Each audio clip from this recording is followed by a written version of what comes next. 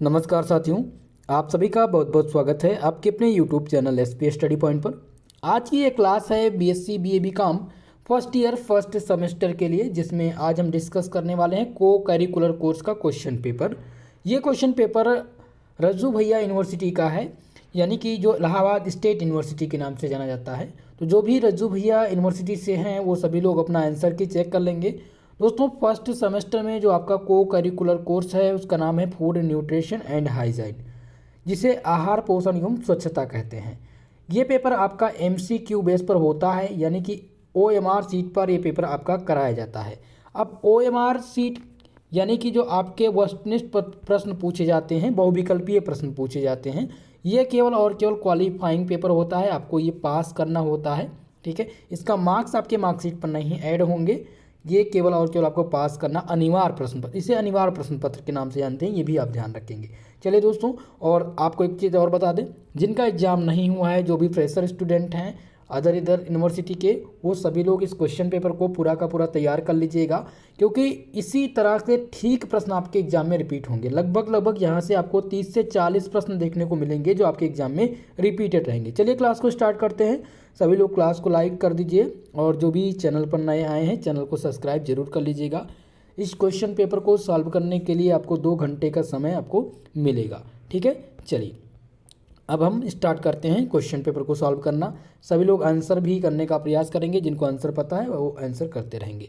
पहला प्रश्न जो है वो पूछा गया है, यहाँ पर देख सकते हैं कि राष्ट्रीय पोषण संस्थान की स्थापना कब की गई थी। जबकि ये क्वेश्चन मैं आपको पहले भी बता चुका हूँ, इसके पहले एक दिन पहले जो क्लास हुई थी अवध यूनिवर्सिटी का क्वेश्चन पेपर जिसमें मैंने सॉल्व करवाया था, तो वहाँ पर भी आप लोगों को देखने को मिलेगा कि इस टाइप के प्रश्न उसमें भी पूछे गए। यानी कहने का मतलब है कि अगर आप कुछ भी तैयार ना करें, कोई सीरीज़ आपके पास नहीं है, कोई नोट्स नहीं है फूड न्यूट्रिशन का, तो आप हमारे इस चैनल से जुड़िए और प्लेलिस्ट में जाइए। प्लेलिस्ट में आपको सभी वीडियोस मिल जाएंगी। वहाँ पर अगर आप 2 से 3 वीडियो अगर आप देख ले रहे हैं या एक ही वीडियो आप देख ले रहे हैं, तो वही आपके लिए इंपॉर्टेंट रहेगा। लगभग 40 से 50 क्वेश्चन आपके एग्जाम में रिपीट हो जाएंगे। ठीक है, चलिए तो पहला प्रश्न आपसे पूछा गया है कि राष्ट्रीय पोषण संस्थान की स्थापना कब की गई थी।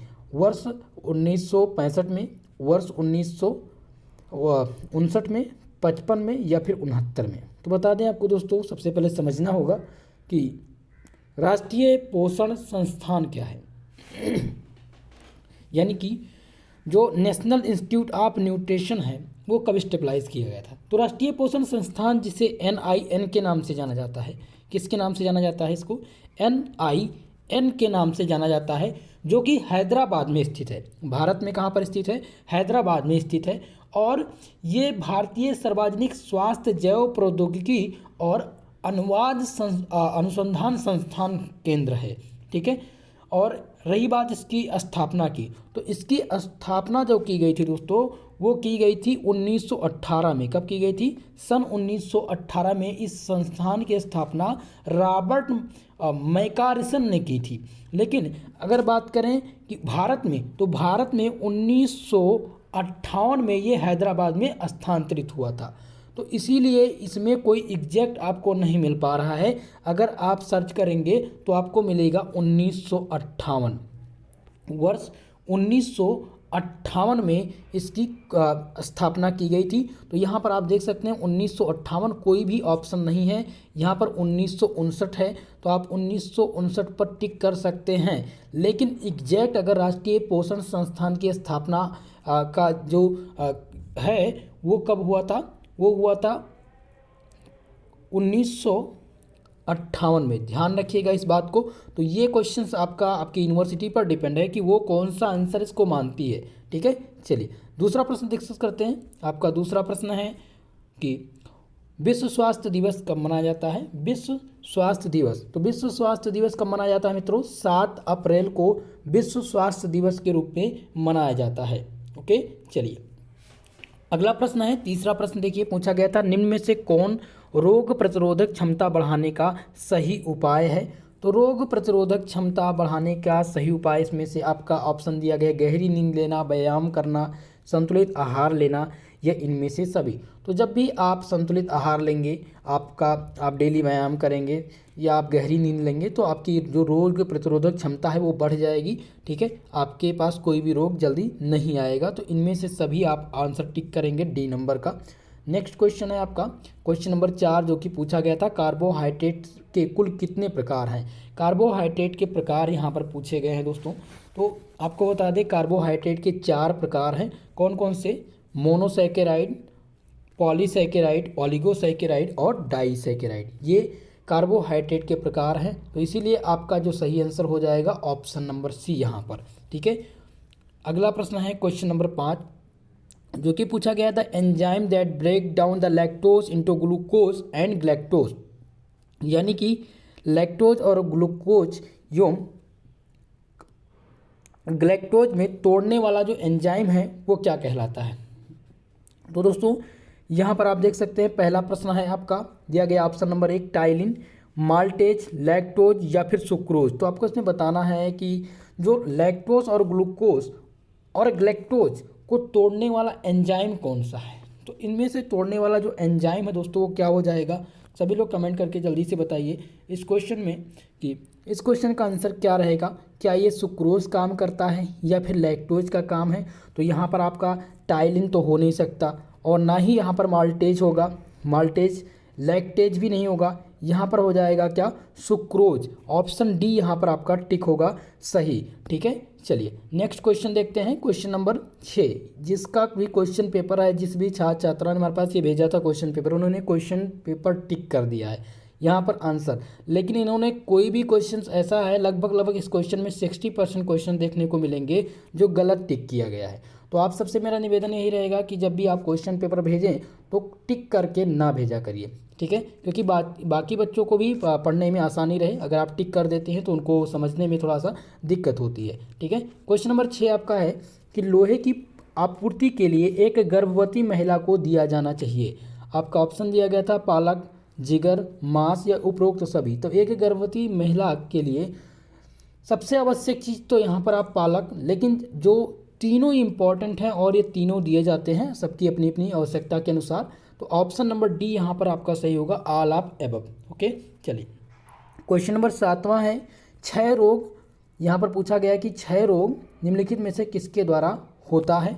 ऑप्शन ए दिया गया वायरस, अमीबा, बैसिलस या फफूंद। तो दोस्तों क्षय रोग आपका बैक्टीरिया से होता है। किसके द्वारा होता है, बैक्टीरिया के द्वारा। ठीक है, तो अब इसमें आपको बैक्टीरिया का कोई ऑप्शन दिख नहीं रहा है। यहाँ पर वायरस तो कैंसिल हो जाएगा आपका, पहली बात अमीबा तो ये भी कैंसिल है। आपका डी ऑप्शन फफूंद, इससे भी नहीं होता, यानी फंगी से, वायरस से और अमीबा से नहीं होता है। यहाँ पर आपका है बैसिलस। बैसिलस जो है दोस्तों एक प्रकार का क्या है, ये बैक्टीरिया है। ठीक है, एक प्रकार की ग्राम नकारात्मक बैक्टीरिया के अंतर्गत आता है। तो इसीलिए आपका ऑप्शन यहाँ पर सी सही होगा। ओके, चलिए इन्होंने बी ऑप्शन टिक किया, अमीबा। अमीबा ऑप्शन रॉन्ग है इनका। ठीक है, यहाँ पर सी ऑप्शन होगा बैसिलस। ओके, चलिए क्वेश्चन नंबर 8 आपका है कि national institute of nutrition is situated in. राष्ट्रीय पोषण संस्थान कहाँ पर स्थित है। तो अभी हमने बताया कि राष्ट्रीय पोषण संस्थान NIN हैदराबाद में स्थित है। कहाँ पर स्थित है दोस्तों, हैदराबाद में। यहाँ पर आपका सही आंसर जो है 8 नंबर क्वेश्चन का वो आपका कौन सा सही है, यहाँ पर ए नंबर सही है, हैदराबाद। इन्होंने नई दिल्ली टिक किया है या कोलकाता टिक किया, तो ये तीनों ऑप्शन आपके रॉन्ग हैं। यहाँ पर आपका आंसर ए सही होगा, हैदराबाद में। कब स्थापना की गई है ये भी आप लिख लीजिए, 1958 में इसकी स्थापना की गई है। ठीक है, ध्यान रखिएगा। और किसने इसकी स्थापना की थी, नाम आप नोट कर लीजिए। तो इसकी स्थापना दोस्तों रॉबर्ट मैकारिसन ने की थी। किसने की थी, ध्यान रखिएगा, नोट कर लीजिए, रॉबर्ट मैकारिसन। ओके, चलिए आगे बढ़ेंगे। क्वेश्चन नंबर 9 यहाँ पर है। क्वेश्चन नंबर 9 आपका पूछा गया है कि ग्लूटिन किस वनस्पतिक स्रोत से प्राप्त होता है, गेहूं, राई, बाजरा या उपरोक्त सभी। तो आपको बता दें दोस्तों ग्लूटिन एक प्रकार का प्रोटीन है जो कि किस में पाया जाता है, गेहूं, राई और बाजरा। ठीक है, ये सभी में पाया जाता है। आपका ऑप्शन नंबर डी यहाँ पर सही होगा, ऑल ऑफ एबव। ओके, ये सभी में पाया जाता है, गेहूं, राई और बाजरा में पाया जाता है। क्वेश्चन नंबर 10 आपका है, आर्द्र एवं शुष्क का प्रकार। आर्द्र और शुष्क का प्रकार क्या है, रिकेट्स, बेरीबेरी, स्कर्बी या PIMK। तो दोस्तों आपको ध्यान रखना है कि आर्द्र एवं शुष्क का जो प्रकार है वो रिकेट्स से है। किससे है? रिकेट्स से है। ठीक है, तो आपका आंसर यहाँ पर सही हो जाएगा, ए नंबर आपका करेक्ट आंसर है, सही जवाब है। क्वेश्चन नंबर 11 आपका है हीमोग्लोबिन में हीम का अर्थ क्या है, जो कि सेम प्रश्न अवध यूनिवर्सिटी में भी पूछा गया था और यही यहाँ पर भी पूछा गया है कि हीमोग्लोबिन में हीम का अर्थ प्रोटीन, लौह तत्व, तांबा या ऑक्सीजन। तो हीमोग्लोबिन में जो हीम का अर्थ है वो लौह तत्व से है। आपका यहाँ पर आंसर हो जाएगा बी नंबर, आयरन आपका सही आंसर है। ठीक है, नेक्स्ट क्वेश्चन देखिए। क्वेश्चन नंबर 12 आपका है कि पॉलीफेजिया का अर्थ क्या होता है? अत्यधिक प्यास लगना, अत्यधिक मूत्र बनना, अत्यधिक भूख लगना या उपरोक्त में से कोई नहीं। तो पॉलीफेजिया का जो अर्थ है दोस्तों वो है अत्यधिक भूख लगना। ठीक है, जब भी पॉलीफेजिया हो जाता है तो इसमें क्या होता है, अत्यधिक आपको भूख लगती है। ऑप्शन यहाँ पर सी नंबर आपका करेक्ट आंसर होगा, यानी सी नंबर ऑप्शन यहाँ पर सही है। क्वेश्चन नंबर 13 है टाइफाइड से होने वाली बीमारी। टाइफाइड से होने वाली बीमारी, पहला है वायरस। टाइफाइड किससे वायरस से फैलती है? फफूंद से, बैक्टीरिया से या फिर अमीबा से। तो आपको बता दें दोस्तों यहाँ पर आपका जो सही आंसर होगा क्वेश्चन नंबर 13 का वो सी आंसर सही होगा, बैक्टीरिया। जिसमें अब टाइफाइड एक गंभीर बीमारी है और ये कब किससे फैलती है? ये एक सल्मोनेला एंटेरिका सोरप्टाइप टाइफी बैक्टीरिया होती है। कौन सी बैक्टीरिया? सल्मोनेला टाइफी बैक्टीरिया होती है जिसके द्वारा ये फैलता है। तो यहाँ पर टाइफाइड किसके द्वारा फैलता है? बैक्टीरिया के द्वारा फैलता है। आपका यहाँ पर आंसर सी सही हो जाएगा, करेक्ट आंसर हो जाएगा सी। ठीक है, कभी कभी पूछ लिया जाता है कि टाइफाइड किस बैक्टीरिया से होता है, तो बैक्टीरिया का नाम याद रखिएगा, साल्मोनेला टाइफी। ओके, चलिए क्वेश्चन नंबर 14 आपका है कि एक व्यक्ति से दूसरे व्यक्ति को फैलने वाली जो बीमारी है उसको क्या कहते हैं? संक्रामक रोग कहते हैं, गैर संक्रामक रोग कहते हैं, या उपरोक्त दोनों में से या फिर इनमें से कोई नहीं। तो जब एक व्यक्ति से किसी दूसरे व्यक्ति में कोई बीमारी फैलती है तो उसे संक्रामक रोग कहते हैं। यहाँ पर आपका ए नंबर आंसर सही होगा, करेक्ट आंसर हो जाएगा ऑप्शन ए। क्वेश्चन नंबर 16 है जो कि पूछा गया कि घाव लगने पर अत्यधिक रक्तस्राव किस विटामिन की कमी के कारण होता है? क्या विटामिन डी के कारण होता है, या फिर विटामिन ए के कारण, या फिर ई, या फिर के? तो आपको बता दें दोस्तों घाव लगने पर अत्यधिक रक्तस्राव विटामिन के की कमी के कारण होता है। जब विटामिन के की कमी हो जाती है तो खून का थक्का जमना बंद हो जाता है जिससे रक्तस्राव नहीं रुकता है। ठीक है, तो यहाँ पर आपका ऑप्शन नंबर डी सही होगा, करेक्ट आंसर हो जाएगा ऑप्शन नंबर डी, विटामिन के। नेक्स्ट प्रश्न है आपका हैजा का संक्रमण सबसे अधिक किस समय में होता है? तो हैजा या अतिसार या फिर डायरिया, तीनों को ध्यान रखिएगा, हैजा या फिर अतिसार, और एक आपका है वो है डायरिया। ये जो है ये विब्रियो कोलाटा बैक्टीरिया के कारण होता है। किसके कारण? विब्रियो कोलाटा, नोट कर लीजिए, ये बैक्टीरिया का नाम है विब्रियो कोलाटा। ठीक है, ये एक प्रकार का क्या है? ये बैक्टीरिया है जिसके कारण ये रोग फैलता है, यानी हैजा फैलता है। और अत्यधिक किस समय फैलता है? ये गर्मी में, सबसे ज़्यादा ये गर्मी और बरसात के दिनों में होता है।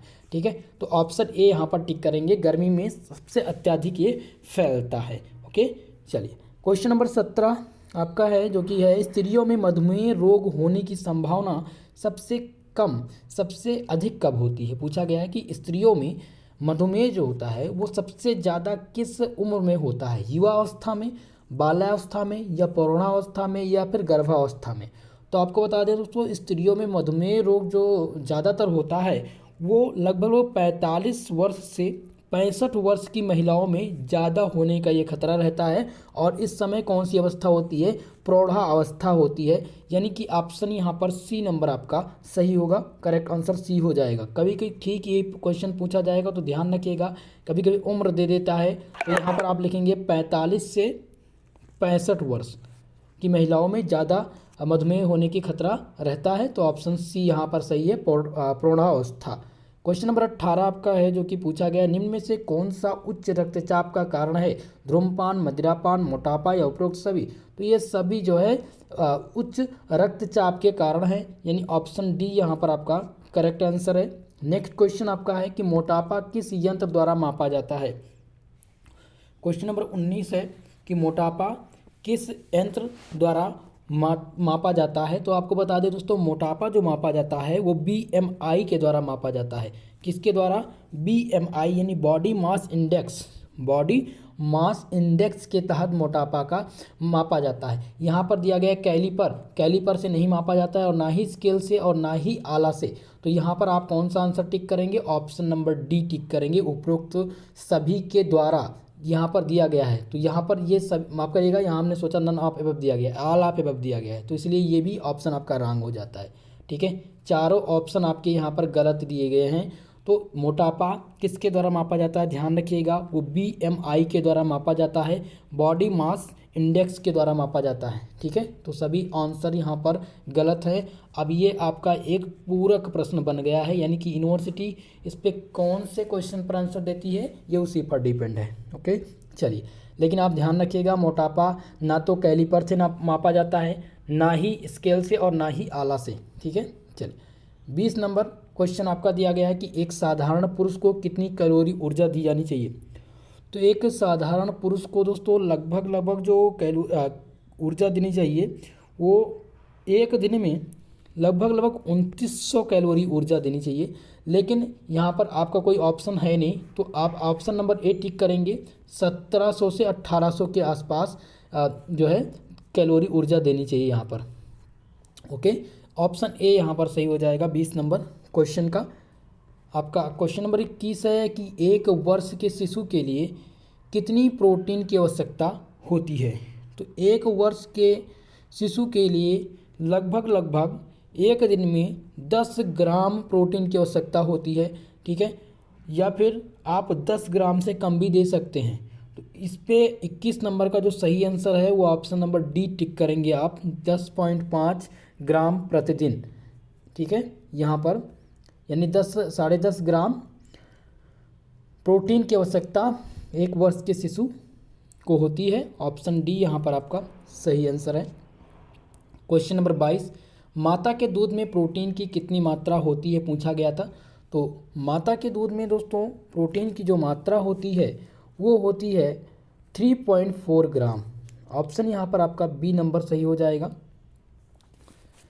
क्वेश्चन नंबर 24 है जो कि पूछा गया है यहाँ पर, अगर यही क्वेश्चन ठीक से और पूछ लिया जाता कि माता के दूध में ये बताइए कार्बोहाइड्रेट की मात्रा कितनी पाई जाती है। तो कार्बोहाइड्रेट का याद रखेंगे 5.26 पाई जाती है। और पानी अगर पूछा जाए कि माता के दूध में पानी की कितनी मात्रा पाई जाती है, तो पानी की मात्रा जो पाई जाती है वो 88.32 पाई जाती है, मिलीग्राम पाई जाती है। ठीक है, ग्राम में पाया जाता है, कितना ग्राम? 88.3। ओके, तो अब यहाँ पर दूध पूछा गया था, तो दूध प्रोटीन पूछा गया था, तो प्रोटीन 3.4 ग्राम पाया जाता है। ओके, चलिए क्वेश्चन नंबर 23 पूछा गया है कि सामान्य रक्त शर्करा का स्तर कितना होता है? सामान्यतः रक्त शर्करा का स्तर कितना होता है? तो सामान्यतः जो रक्त शर्करा का स्तर होता है वो 80 से 120 mgdl के आसपास होता है, यानी ऑप्शन नंबर ए आपका यहाँ पर टिक करेंगे। सही आंसर आपका है 80 से 120 के बीच में।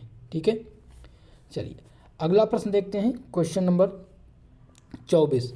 23 वाले प्रश्न में एक बात और ध्यान रखिएगा, 140 मिलीग्राम के नीचे जब आप आएंगे तो क्या हो जाएगा, ये कम माना जाएगा। लेकिन 80 और 120 के बीच में सामान्य माना जाता है, तो ऑप्शन ए यहाँ पर आपका सही रहेगा। क्वेश्चन नंबर 24 आपका है, अतिसार में किस भोज्य पदार्थ को नज़रअंदाज कर देना चाहिए?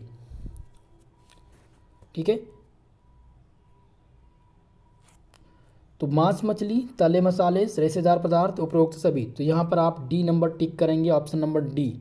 ठीक है, क्योंकि अतिसार जब होती है तो ना तो आप मांस मछली का सेवन कर सकते हैं, ना ही तले और रेशेदार या मसालेदार आप खाएंगे, या फिर रेशेदार पदार्थ भी नहीं खाएंगे। तो ऑप्शन डी यहाँ पर आपका सही है।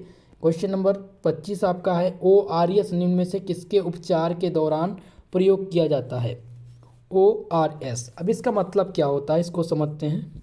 ORS इसका मतलब होता है ओरल रिहाइड्रेशन साल्ट। क्या इसका नाम है? ओरल रिहाइड्रेशन साल्ट है, जो कि 40 हफ्ता या दो माफ़ करिएगा, ORS का जो मतलब मीनिंग है वो है ओरल रिहाइड्रेशन साल्ट। ठीक है, जो कब दिया जाता है? ये अतिसार में दिया जाता है। जब आपको अतिसार ज़्यादा हो जाता है तो ये प्रयोग में लाया जाता है। आपका ऑप्शन नंबर सी यहाँ पर सही है। तो ORS का कोई फुल फॉर्म पूछ लिया जाए तो ओरल रिहाइड्रेशन साल्ट आप याद रखेंगे। क्वेश्चन नंबर 26 है मनुष्य में गर्भाकाल की जो अवधि होती है, यानी कि जो मनुष्य में गर्भकाल की अवधि होती है वो कितने दिन होती है? तो लगभग 40 सप्ताह या फिर 280 दिन की होती है। तो ऑप्शन में आपका यहाँ पर 280 दिन दिया गया है, तो ऑप्शन ए यहाँ पर सही होगा। मनुष्य में गर्भाकाल की जो अवधि होती है वो 280 दिन की होती है। ठीक है, 27 नंबर प्रश्न आपका है जो कि पूछा गया है कि शिशुओं के किस समय तक केवल माँ का दूध ही देना चाहिए। तो 1 वर्ष के शिशु तक को केवल और केवल माँ का दूध देना चाहिए। ठीक है, इसीलिए आपका ऑप्शन ए यहाँ पर सही हो जाएगा। क्वेश्चन नंबर 28 जो कि पूछा गया है कि अंतर्राष्ट्रीय महिला दिवस कब मनाया जाता है। अंतर्राष्ट्रीय महिला दिवस कब मनाया जाता है? तो अंतर्राष्ट्रीय महिला दिवस 8 मार्च को मनाया जाता है। कब मनाया जाता है? 8 मार्च को मनाया जाता है। आपका ऑप्शन नंबर डी यहाँ पर सही आंसर होगा। क्वेश्चन नंबर 29 है टीकाकरण है।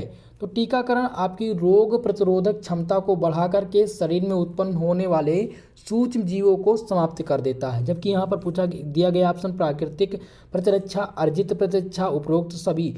तो यहाँ पर आपका जो सही आंसर है आंसर नंबर डी है, उपरोक्त में से कोई नहीं आपका सही आंसर होगा। चाय में पूछा गया कि क्या पाया जाता है। तो दोस्तों ध्यान रखिएगा, चाय में कैफीन पाई जाती है। क्या पाई जाती है?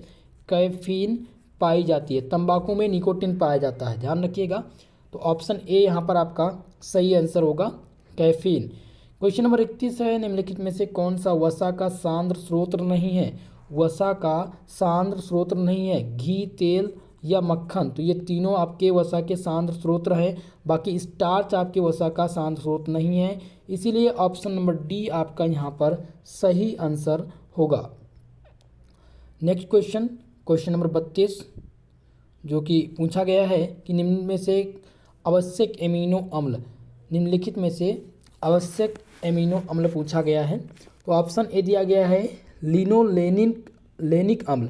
लिनोलेनिक अम्ल जो है इसका जो फॉर्मूला होता है वो होता है C18H30O2 होता है।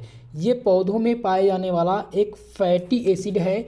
ये अलसी में पाया जाता है, तेल और जो है अखरोट में ये अधिकतर पाया जाता है। ठीक है, तो अब यहाँ पर एमिनो एसिड पूछा गया था, तो ये एमिनो एसिड के आवश्यक ये दोनों एमिनो एसिड नहीं है, इसलिए आपका यहाँ पर सी आंसर भी रॉन्ग हो जाएगा। यहाँ पर आप टिक करेंगे ऑप्शन नंबर डी, इनमें से कोई नहीं आपका सही आंसर होगा। ठीक है, चलिए आवश्यक एमिनो अम्ल जो पूछा जाता है तो उसमें ग्लाइसिन होता है। ग्लाइसिन जो है वो एक प्रकार का आवश्यक एमिनो अम्ल है।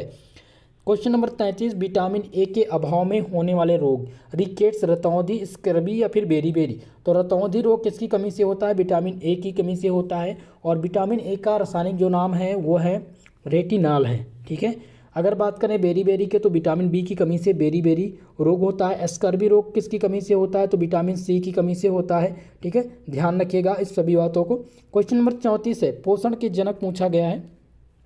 34 नंबर प्रश्न, तो पोषण के जनक कौन हैं? पोषण के जो जनक हैं वो एंटोनी लेवाइजर हैं। क्या हैं, कौन है दोस्तों? एंटोनी लेवाइजर हैं, यानी ऑप्शन ए यहाँ पर सही है। इन्होंने यहाँ पर जोसेफ लिस्टर को टिक किया है, बिल्कुल रॉन्ग है।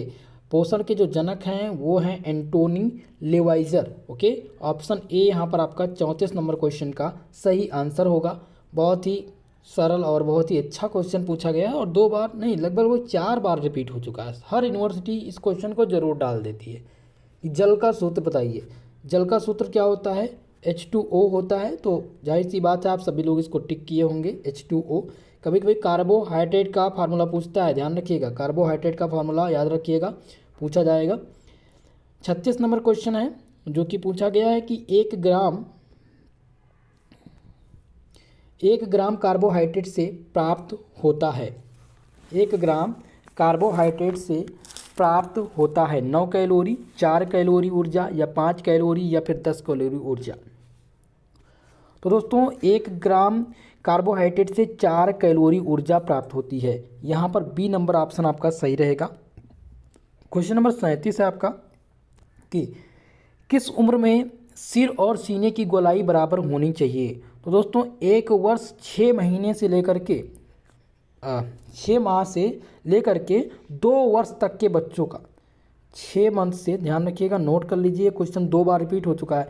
6 मंथ से लेकर के 2 वर्ष तक के बच्चों का जो सर है और उसका सीना, ये दोनों, इसकी जो गोलाई है वो दोनों बराबर रहेगी। तो यहाँ पर आपका जो सही आंसर रहेगा ऑप्शन नंबर ए, 2 ईयर्स पर आप टिक करेंगे ए नंबर ऑप्शन पर।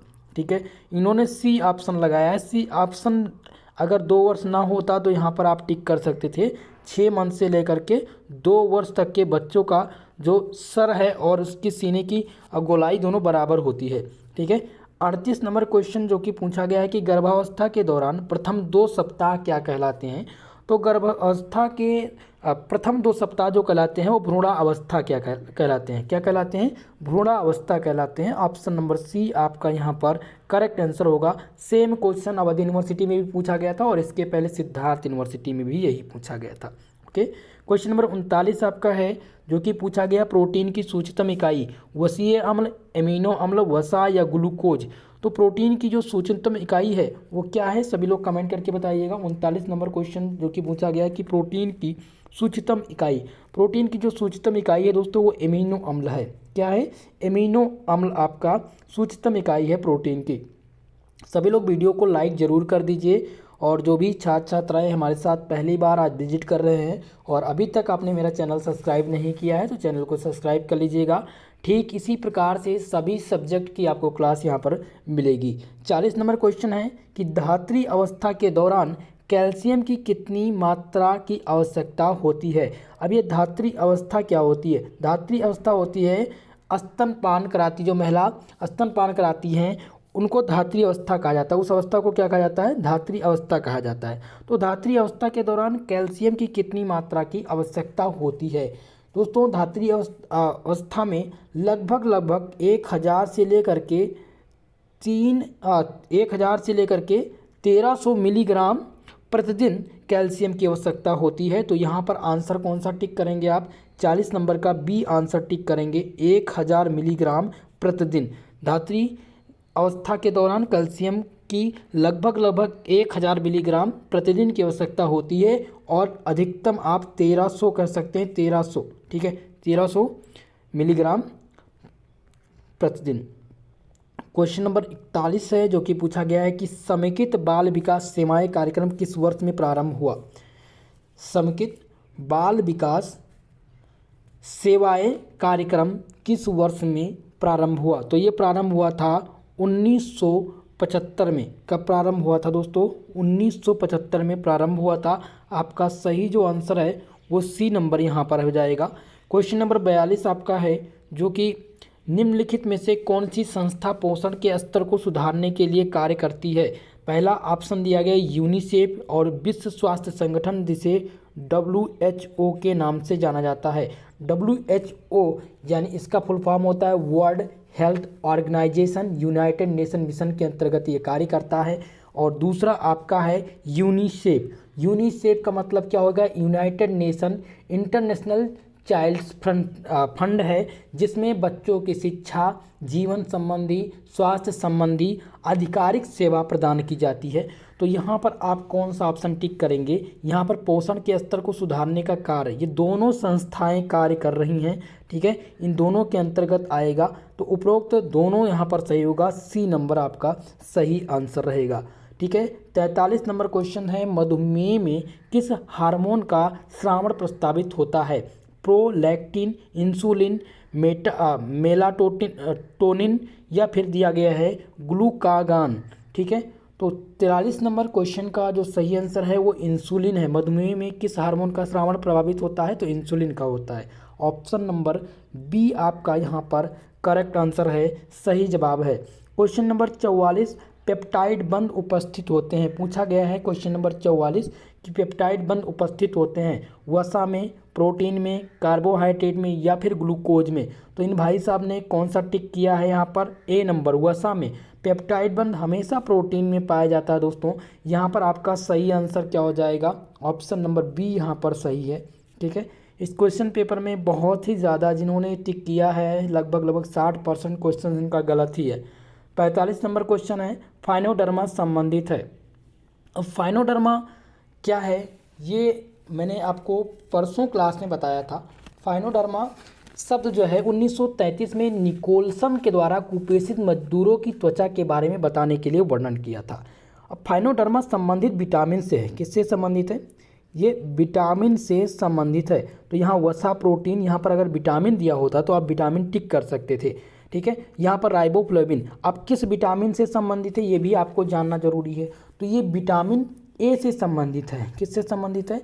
विटामिन ए से संबंधित है। विटामिन ई, विटामिन बी की कमी से फाइनोडर्मा संबंधित रोग होता है। तो विटामिन ए का रासायनिक नाम रेटिनॉल है, जबकि यहाँ पर थायमिन, राइबोफ्लेविन दिया गया है। तो फाइनोडर्मा में जो है फैटी एसिड की आवश्यकता होती है, तो फैटी एसिड से संबंधित होता है। तो फैट यहाँ पर आप टिक करेंगे, आंसर ए यहाँ पर टिक करेंगे, फैट। ठीक है, ना कि प्रोटीन। प्रोटीन आपका रॉन्ग है। राइबोफ्लेविन भी और थायमिन भी आपका रॉन्ग, क्योंकि ये इसमें विटामिन ए, ई और बी की कमी होती है। ठीक है, इनके कारण होता है। तो यहाँ पर कोई भी नाम नहीं दिया गया है, इसीलिए आपका ऑप्शन ए होगा। अब यूनिवर्सिटी क्या मान ले इस पर नहीं कहा जा सकता। इस क्वेश्चन पेपर में लगभग 5 से 7 प्रश्न आपको ऐसे मिलेंगे जिनका आंसर गलत दिया गया है, सही नहीं है, वो गलत आंसर दिया गया है। अब वो यूनिवर्सिटी क्या मानेगी उस पर डिपेंड है। ओके, चलिए आपका क्वेश्चन नंबर 46 है, जो कि पूछा गया है, स्टार्च एक है। स्टार्च है मोनोसैकेराइड, डाइसैकेराइड, ओलिगोसैकेराइड या फिर पॉलीसैकेराइड। तो आपको बता दें स्टार्च जो है एक प्रकार का पॉलीसैकेराइड है। क्या है? पॉलीसैकेराइड के अंतर्गत आता है। ऑप्शन नंबर डी यहाँ पर आपका सही आंसर होगा। क्वेश्चन नंबर 47 है, डाइसैकेराइड बने होते हैं। डाइसैकेराइड बने होते हैं पूछा गया है कि कई मोनोसैकेराइड इकाई से, 2 मोनोसैकेराइड इकाई से, कई पॉलीसैकेराइड या 2 पॉलीसैकेराइड इकाई से। तो दोस्तों आपको बता दें डाइसैकेराइड जो बने होते हैं वो 2 मोनोसैकेराइड इकाई से मिलकर के बने होते हैं। आपका जो सही आंसर हो जाएगा ऑप्शन नंबर बी यहाँ पर आपका करेक्ट आंसर होगा। क्वेश्चन नंबर 48 है, जो कि पूछा गया है, निर्जलीकरण का लक्ष्य क्या होता है? लक्षण, माफ करिएगा, लक्षण पूछा गया है कि निर्जलीकरण का जो लक्षण है वो कौन सा होता है?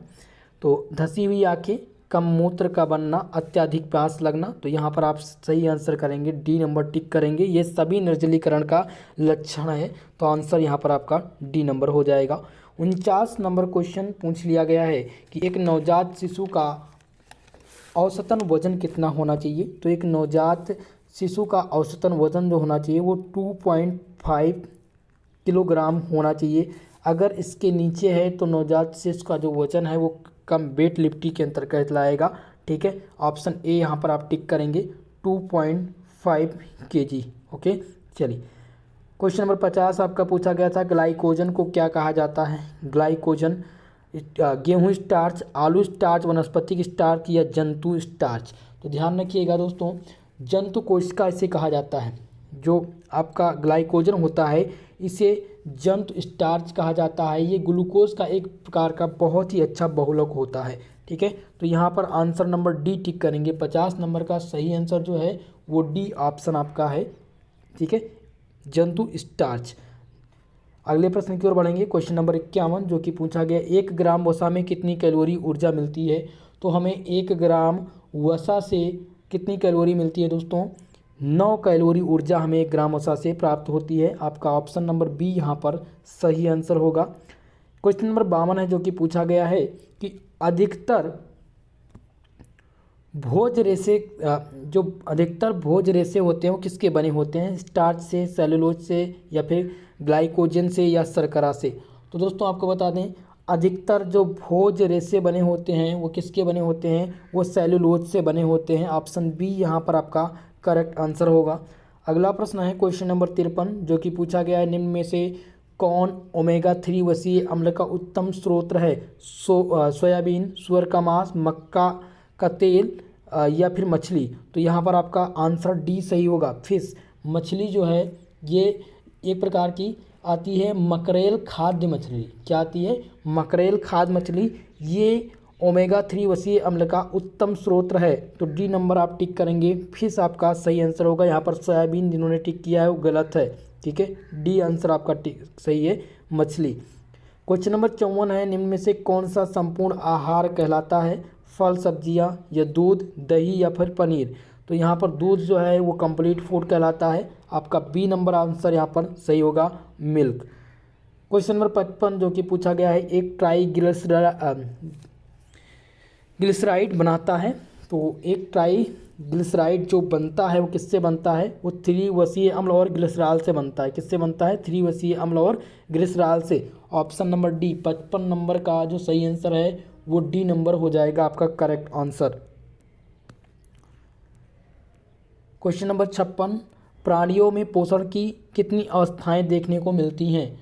तो दोस्तों आपको बता दें, प्राणियों में जो पोषण की अवस्था आपको देखने को मिलेगी वो 5 मिलेगी। कितनी, 5। पहला है अंतग्रहण, पाचन, अवशोषण या फिर स्वागीकरण और बहिक्षेपण। ये 5 अवस्थाएं आपको प्राणियों में पोषण की देखने को मिलेंगी। तो आंसर आप टिक करेंगे 5। कितनी अवस्थाएं हैं, 5 अवस्थाएं। 5C नंबर आपका यहाँ पर सही आंसर है। क्वेश्चन नंबर 57 जो कि पूछा गया है, कुपोषण विकृतिजन्य दशा होती है अपोषण से, अधिक पोषा आहार से, उपरोक्त दोनों में या उपरोक्त में से कोई नहीं। तो 57 नंबर क्वेश्चन का जो सही आंसर है वो ऑप्शन नंबर ए है, अपोषण। यहाँ पर आपका करेक्ट आंसर होगा, सही जवाब होगा अंडर न्यूट्रिएंट्स। नेक्स्ट प्रश्न है 58 नंबर क्वेश्चन जो कि पूछा गया है कि अपोषण की कितनी स्थितियाँ होती हैं। तो अपोषण की दोस्तों 2 स्थितियाँ होती हैं। कौन कौन सी, सुपोषण और कुपोषण, ये 2 स्थितियाँ होती हैं। आंसर यहाँ पर ए सही है, आपका सही ऑप्शन। यहाँ पर जिन्होंने ए लगाया है उनका सही आंसर होगा। सभी लोग वीडियो लाइक कर दीजिए भाई, कंजूसी बिल्कुल मत करिए। और सभी लोग से निवेदन है, चैनल पर जो भी नए आए हैं चैनल को सपोर्ट करिए और चैनल को सब्सक्राइब जरूर करिए। 59 नंबर क्वेश्चन है, निम्नलिखित में से कौन सा पौष्टिक तत्व है। कार्बोहाइड्रेट, प्रोटीन एवं वसा, खनिज एवं लवण या उपरोक्त सभी। तो 59 नंबर क्वेश्चन का जो करेक्ट आंसर है ऑप्शन डी है, उपरोक्त सभी। ये सभी एक प्रकार के पौष्टिक तत्व हैं। आंसर डी नंबर आपका सही आंसर होगा, ठीक है। चलिए क्वेश्चन नंबर 60 जो कि पूछा गया था कि खाद्य पिरामिड का आकार और आकृति कैसी होती है। तो खाद्य पिरामिड का जो आकार और आकृति होती है वो त्रिकोणाकार होती है। कौन सी होती है, त्रिकोणाकार होती है, ट्रैंगुलर होती है। ऑप्शन नंबर सी आपका यहाँ पर सही जवाब होगा। क्वेश्चन नंबर 61 है, फाइबर का अधिक मात्रा में सेवन कौन सी हानि पहुँचाती है। अगर आप अत्यधिक मात्रा में फाइबर का सेवन कर रहे हैं तो आपको कौन सी समस्या होगी, गैस की समस्या, पेट में सूजन, उपरोक्त दोनों या उपरोक्त में से कोई नहीं। तो ये दोनों प्रकार की समस्या उत्पन्न हो सकती हैं। इसीलिए आप यहाँ पर जो सही आंसर टिक करेंगे वो ऑप्शन नंबर सी, बोथ आप एबव टिक करेंगे, ओके। क्वेश्चन नंबर 62 है, पूछा गया है कोल के अनुसार विकास के कितने स्तर हैं। अब ये कोल कौन है, इनका जो पूरा नाम है वो लॉरेंस कोलबर्ग है। क्या नाम है इनका, लॉरेंस कोलबर्ग है। और ये एक अमेरिकी मनोवैज्ञानिक थे। इन्होंने नैतिक विकास के चरणों के सिद्धांत दिए थे, नैतिक विकास के चरणों के सिद्धांत दिए थे। और इनके अनुसार चरणों का जो स्तर है वो स्तर 3 स्तर हैं। कितने स्तर हैं, 3 स्तर हैं। और अगर चरण की बात करें तो 6 चरणों में इन्होंने दिया है। स्तर कितने हैं, 3, जबकि इसमें आपका कोई भी ऑप्शन 3 नहीं है। कोलबर्ग, लॉरेंस कोलबर्ग के अनुसार विकास का जो स्तर दिया गया है वो 3 स्तर दिया गया है और 8 चरण दिया गया है, ठीक है। तो यहाँ पर स्तर नहीं है तो यहाँ पर 8 हो सकता है। अब आंसर यहाँ पर आपने क्या टिक किया है, यहाँ पर डिपेंड है, ध्यान रखिएगा।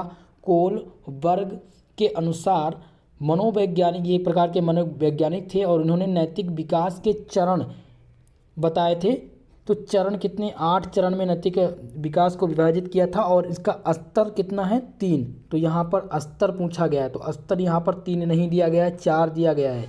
तो यहाँ पर आप टिक कर सकते हैं बी नंबर ऑप्शन, 8 चरण हो सकते हैं। तो ऑप्शन बी, अब यूनिवर्सिटी क्या माने ये इस पर डिपेंड है, लेकिन वैसे जो होना चाहिए वो 3 स्तर होना चाहिए इनके अनुसार और 8 चरण होना चाहिए। ओके, चलिए क्वेश्चन नंबर 63 जो कि पूछा गया है कि कोलवर्क ने विकास की अवस्थाओं का वर्गीकरण करते हुए प्रारंभिक किशोरावस्था में बालक की आयु कब से कब तक मानी है, यानी प्रारंभिक किशोरावस्था में पूछा गया है।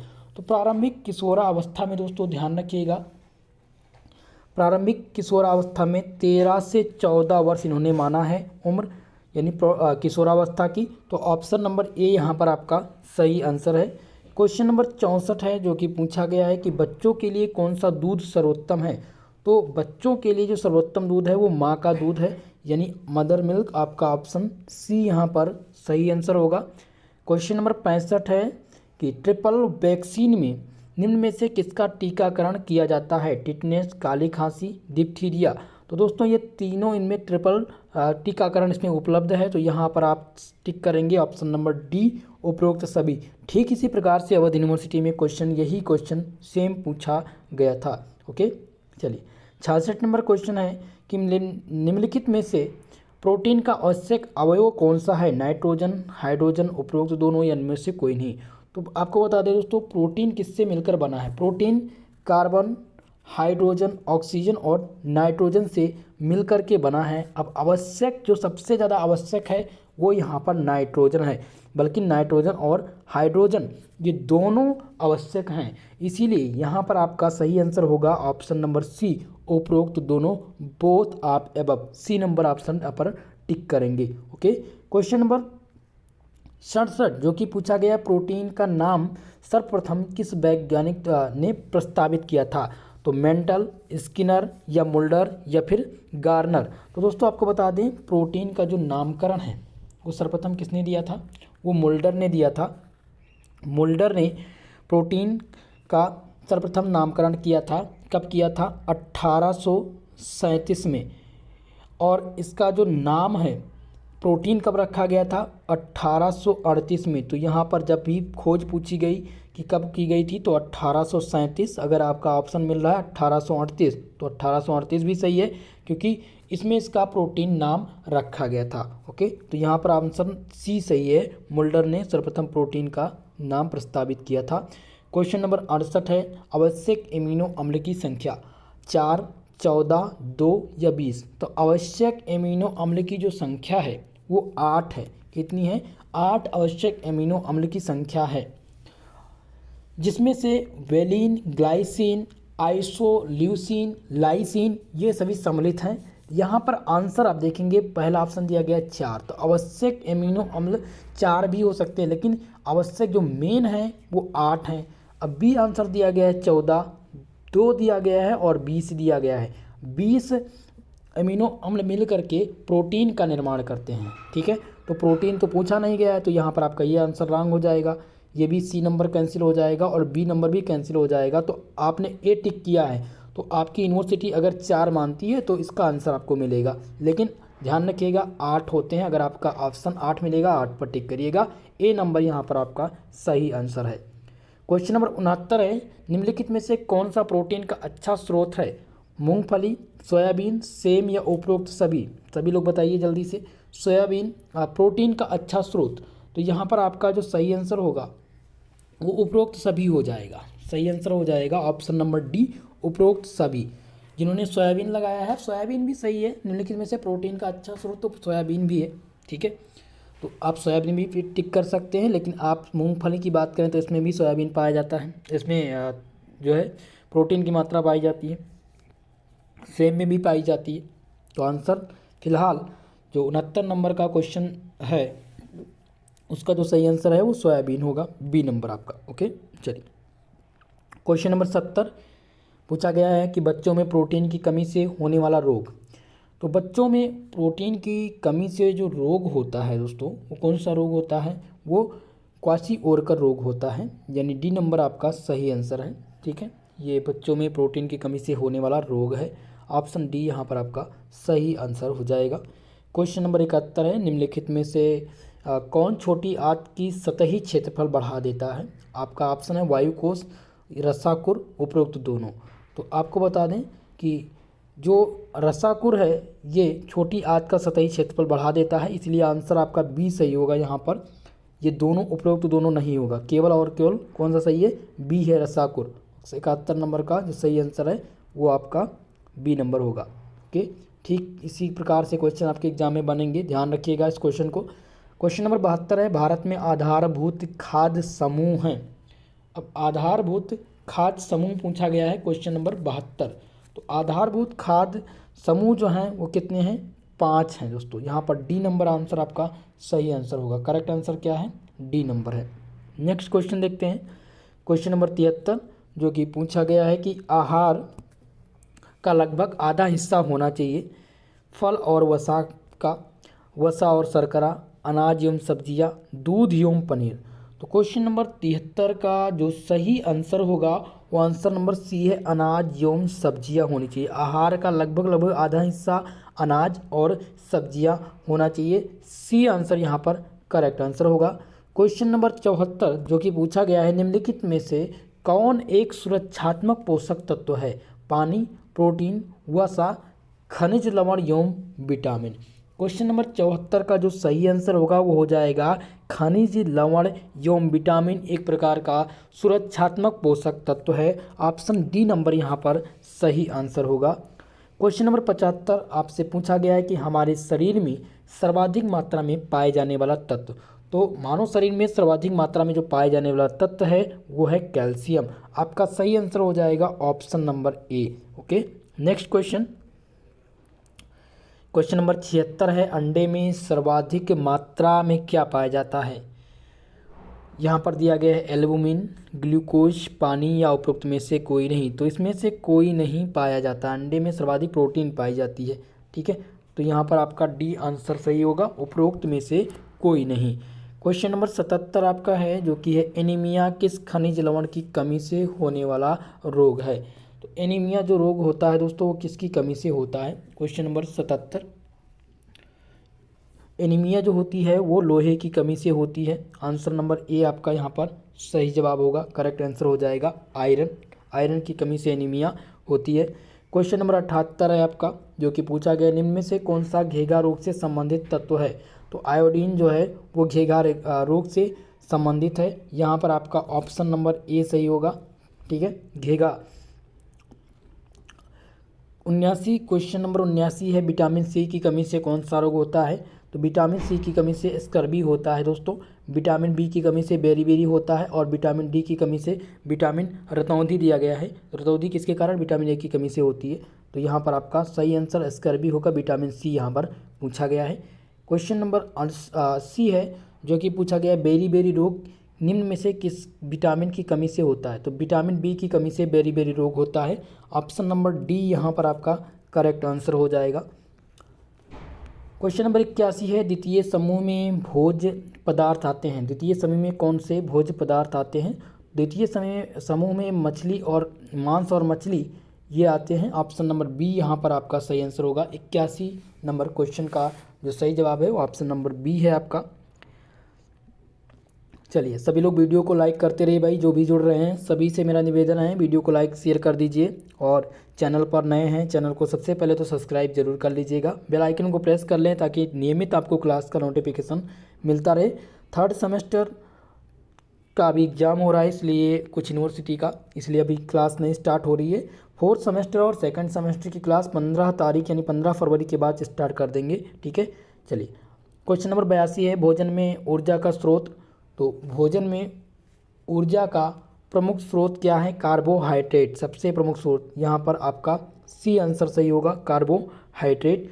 क्वेश्चन नंबर 83 जो कि पूछा गया है कि अनाजों में सर्वाधिक मात्रा में पाया जाता है विटामिन, खनिज लवण, कार्बोहाइड्रेट या वसा। तो अनाज में सबसे सर्वाधिक अगर मात्रा पूछी गई है तो खनिज लवण पाया जाता है, मिनरल्स पाया जाता है। ऑप्शन नंबर बी यहाँ पर आपका करेक्ट आंसर होगा 83 नंबर क्वेश्चन का।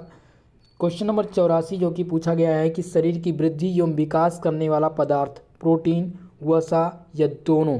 तो आपका जो सही आंसर है वो ऑप्शन नंबर सी है। शरीर की वृद्धि एवं विकास में जो सहायक है वो प्रोटीन और वसा दोनों है।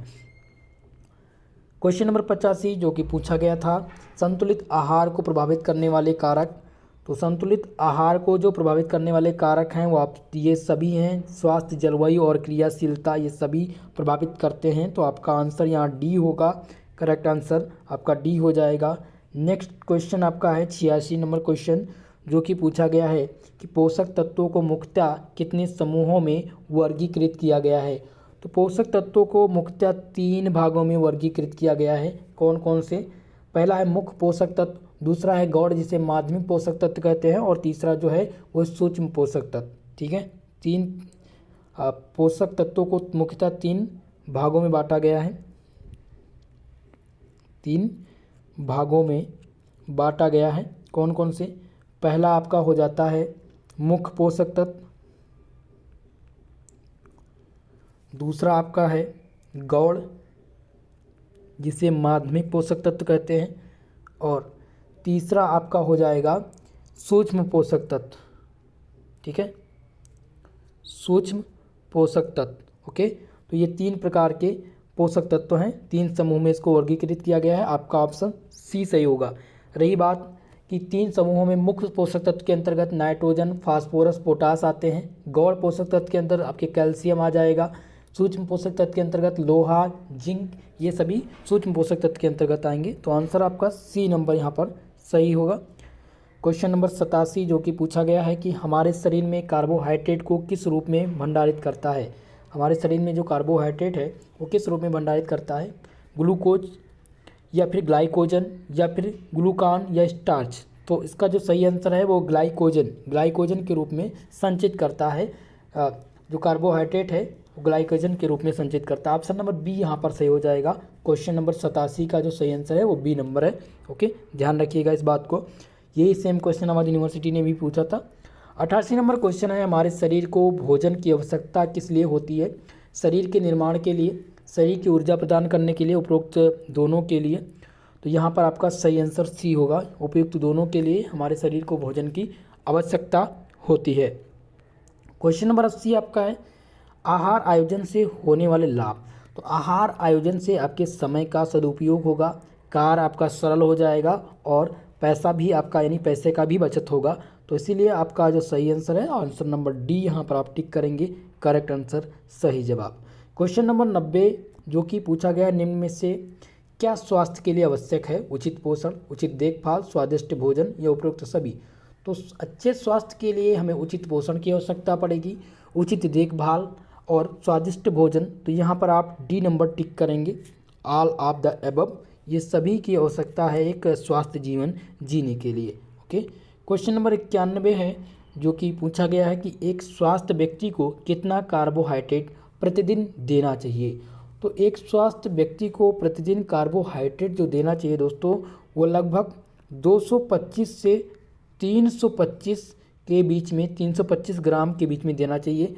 तो यहाँ पर आपको ऑप्शन मिल जाएगा, ए नंबर आप टिक करेंगे, 200 से 300 ग्राम के बीच में आपको एक व्यक्ति को प्रतिदिन कार्बोहाइड्रेट देना चाहिए। आंसर ए यहाँ पर आपका सही होगा। क्वेश्चन नंबर 92, निम्नलिखित में से दोहरी शर्करा यानी डाइसैकेराइड पूछा गया, इनमें से कौन सा डाइसैकेराइड है? तो आंसर क्या करेंगे भैया, स्टार्च और पेक्टिन दिया गया है तो ये आपका रॉन्ग हो जाता है।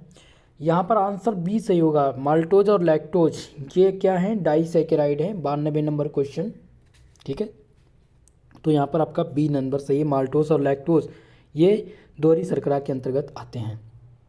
क्वेश्चन नंबर 93 है, निम्नलिखित में से कौन सा एक जटिल कार्बोहाइड्रेट है? तो जटिल कार्बोहाइड्रेट पेक्टिन, स्टार्च, सेलुलोज या फिर ग्लाइकोजन? इन्होंने सेलुलोज किया है, इनका आंसर यहाँ पर रॉन्ग हो जाएगा। स्टार्च जो है एक जटिल कार्बोहाइड्रेट है, ठीक है, आंसर बी यहाँ पर सही होगा। स्टार्च जटिल कार्बोहाइड्रेट पूछा जाता रहता है, ध्यान रखिएगा, बी नंबर सही है आंसर यहाँ पर। क्वेश्चन नंबर 94 है, एक वयस्क को कितना वसा की आवश्यकता होती है? एक वयस्क को लगभग 40 ग्राम वसा की आवश्यकता होती है। आंसर यहाँ पर आपका ए नंबर सही हो जाएगा, करेक्ट आंसर। नेक्स्ट क्वेश्चन है आपका क्वेश्चन नंबर 95 जो कि पूछा गया, केसीन प्रोटीन पाया जाता है। केसीन प्रोटीन जो है वो किस में पाया जाता है, तो आपको बता दें केसिन दूध में पाया जाता है, मिल्क में। सबसे ज़्यादा गाय के दूध में पाया जाता है। ऑप्शन नंबर बी यहाँ पर आपका सही आंसर होगा, मिल्क आपका करेक्ट आंसर। इन्होंने लगाया उपरोक्त सभी, ये आपका रॉन्ग है दोस्तों, आपका बी नंबर हो जाएगा। केसिन जो प्रोटीन है वो दूध में पाया जाता है, ध्यान रखिएगा। क्वेश्चन नंबर 96 है जो कि पूछा गया है कि जल में घुलनशील विटामिन कौन कौन सी हैं। जल में घुलनशील विटामिन, ओके, तो जल में कौन कौन सी विटामिन घुलनशील है, यहाँ पर ऑप्शन दिया गया ए, डी, सी और ई। तो जल में घुलनशील जो विटामिन हैं दोस्तों वो कौन कौन सी हैं, वो आपका बी और सी, ये दोनों जल में घुलनशील विटामिन हैं। तो यहाँ पर ऑप्शन नंबर सी टिक करेंगे आप, ये जल में घुलनशील विटामिन है। बाकी ए और ई जो हैं ये वसा में घुलनशील विटामिन है। क्वेश्चन नंबर 97 आपका है, नियासिन की कमी से कौन सा रोग होता है। नियासिन की कमी से कौन सा रोग होता है, तो B3 को नियासिन के नाम से जानते हैं। विटामिन B3 को किसके नाम से जानते हैं, नियासिन की कमी से नियासिन के नाम से जानते हैं, ध्यान रखिएगा। विटामिन B3 को किसके नाम से जानते हैं, नियासिन के नाम से। तो नियासिन की कमी से कौन सा रोग होता है, ध्यान रखिएगा। नियासिन की कमी से पैलाग्रह रोग होता है। कौन सा रोग होता है, पैलाग्रह रोग होता है। विटामिन B3 की कमी से पैलाग्रह होता है और इसी को नियासिन कहते हैं। बी नंबर आपका सही आंसर हो गया यहाँ पर। क्वेश्चन नंबर 98 है जो कि पूछा गया है, निम्न में से कौन सा विटामिन वसा में घुलनशील है।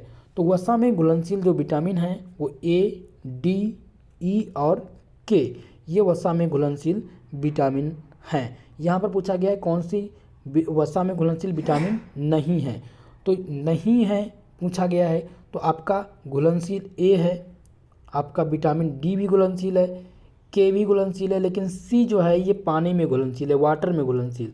तो ऑप्शन नंबर ए आपका सही होगा, ये वसा में घुलनशील विटामिन नहीं है, विटामिन सी, ओके, ये वाटर में घुलनशील है, इसलिए ए नंबर आंसर आपका यहाँ पर सही होगा।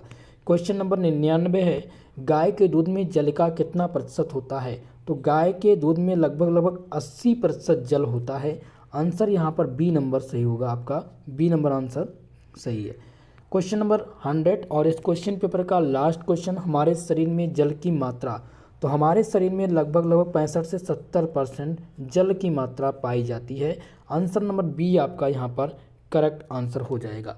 दोस्तों इस क्वेश्चन पेपर में 100 क्वेश्चन दिए गए थे और 100 क्वेश्चन को मैंने सॉल्व करा दिया है।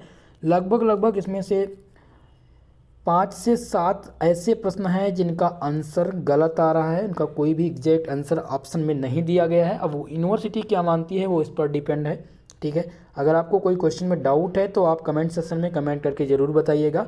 बाकी ठीक इसी प्रकार से अवध यूनिवर्सिटी का क्वेश्चन पेपर मैंने सॉल्व करा दिया है, तो उसको भी आप देख करके जाइएगा, आपके एग्जाम में बहुत ही मदद देगा। लास्ट में आप सभी लोग से निवेदन करेंगे कि वीडियो को सबसे पहले तो आप सभी लोग लाइक कर दीजिए यार, और जो भी हमारे इस चैनल पर नए आए हैं प्लीज़ चैनल को सब्सक्राइब ज़रूर कर लीजिएगा। इस क्लास का PDF आपको टेलीग्राम चैनल पर मिल जाएगा, विथ आंसर शीट के साथ मिल जाएगा, जो आप अच्छे से आपकी तैयारी में मदद देगा। आज के लिए बस इतना ही, मिलते हैं नेक्स्ट वीडियो में, तब तक के लिए जय हिंद, जय भारत।